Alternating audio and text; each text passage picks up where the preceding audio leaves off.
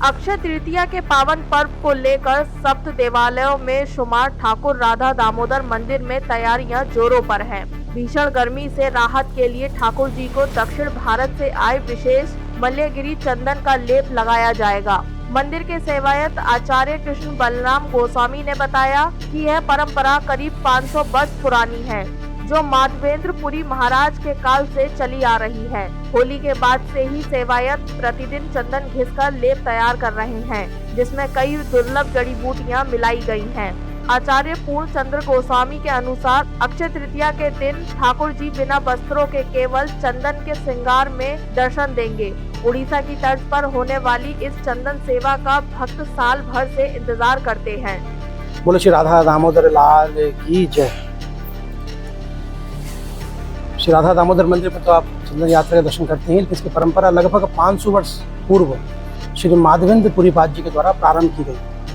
ये जतिपुरा में रहते थे और भगवान श्रीनाथ जी ने उनको दर्शन दिया और बोले, माधवेंद्रपुरी 56 भोग से मेरे पेट की अग्नि तो शांत हो गई, परंतु जो शरीर का ताप है, इतने समय से अंदर थे, उनका जो शरीर का जो ताप है वो शांत नहीं, इसलिए तुम मुझे चंदन का लेपन करो। तो मलयागिरी जाओ, वहाँ से चंदन लेकर आओ, लेपन करो। माधवेंद्रपुरी पाद ने उनकी आज्ञा सुनी और यहाँ से निकले, गोवर्धन जतिपुरा से मलयागिरी के लिए निकले।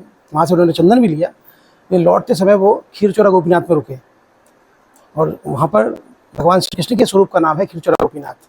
तो वहाँ पर जब वहाँ रुके रात को, तो माधवेंद्रपुरी पाद को श्रीनाथ जी ने दर्शन दिया। वहाँ पर बोले, तुम इन्हीं को अर्पण कर दो चंदन, मुझको यहीं शीतलता मिल जाएगी।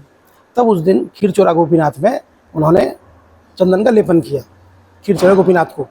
तो वहाँ लेपन हुआ, यहाँ श्रीनाथ जी को पूर्ण ठंडक मिल गई। तो इसीलिए परंपरा तब से प्रारंभ हुई। तो सबसे पहले देखना, जैसे और सब जगह एक दिन का चंदन यात्रा है, चंदन श्रृंगार होता है, परंतु क्योंकि पुरी से प्रारंभ हुई थी परंपरा, खीरचोरा गोपीनाथ वहीं पर है, तो 21 दिन की चंदन यात्रा जगन्नाथपुरी में मनाई जाती है।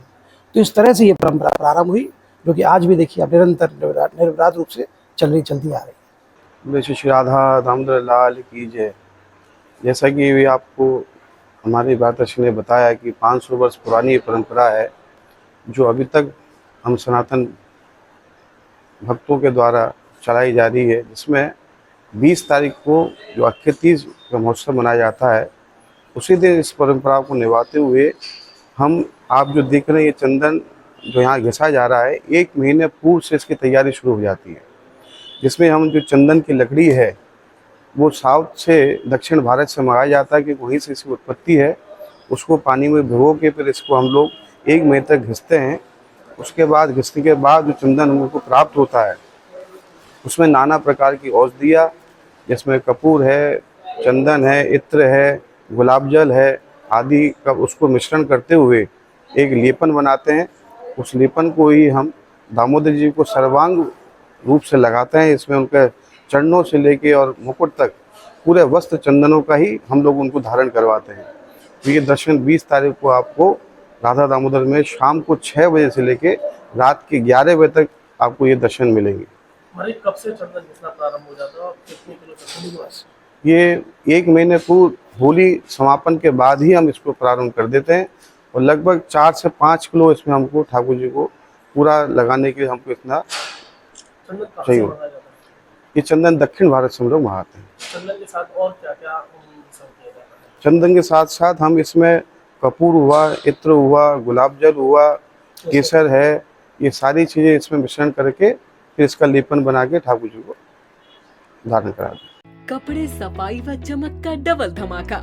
गोगा लाए है डबल एक्सल। वॉशिंग मशीन एवं कपड़े दोनों को रखे सुरक्षित। Goga double axle. गोगा देता है महंगे कपड़ों को सुरक्षा और आपके हाथों को भी बनाता है कोमल। कपड़ों में लाए चमक। Goga washing powder.